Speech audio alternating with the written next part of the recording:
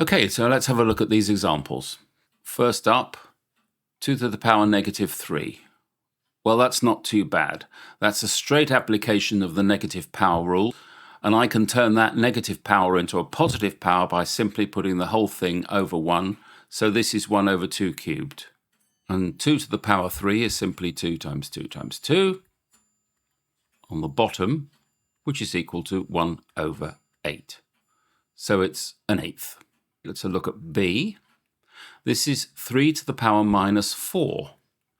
Okay, well, yet again, I can get rid of the negative power, and I recommend you do that first of all by just putting the whole thing upside down and changing the negative power to a positive power. And this is 1 over 3 times 3 times 3 times 3, which is 3 times 3 is 9 and another 9. This is 1 over 81.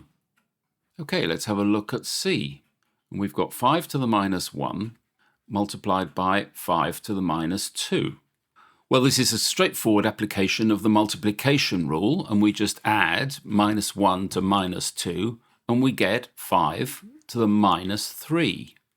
Now we're back where we were with part A and part B. We've get rid of the negative power first, so this becomes 5 to the positive 3, 1 over 5 to the positive 3. And it's 1 over 5 times 5 times 5, which is 1 over 25 times 5, which is 125. Part D, 10 to the minus 3 multiplied by 10 to the 2, 10 squared. Yet again, we've got that same base number 10, so we just simply add negative 3 to 2, and we get 10 to the power negative 1, which is simply 1 over 10. To the 1, but we don't need to write it. It's just simply 1 over 10. E. We've got 5 to the minus 1 over 5 to the minus 2. Well, this is not difficult. It's a straight application of the division rule, but we've just got to be very careful about signs.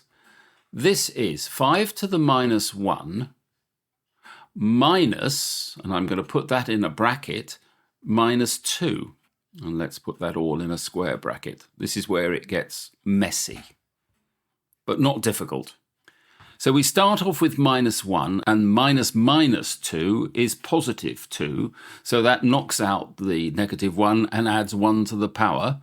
So we simply get 5 to the 1, which is 5. Now question F. Now we're into fractional powers. And they're asking us for 4 to the 5 over 2. This looks complicated, but all you need to do is break it down into its component parts. Let's do a bit of side work over here. 5 over 2 is simply equal to a half multiplied by 5.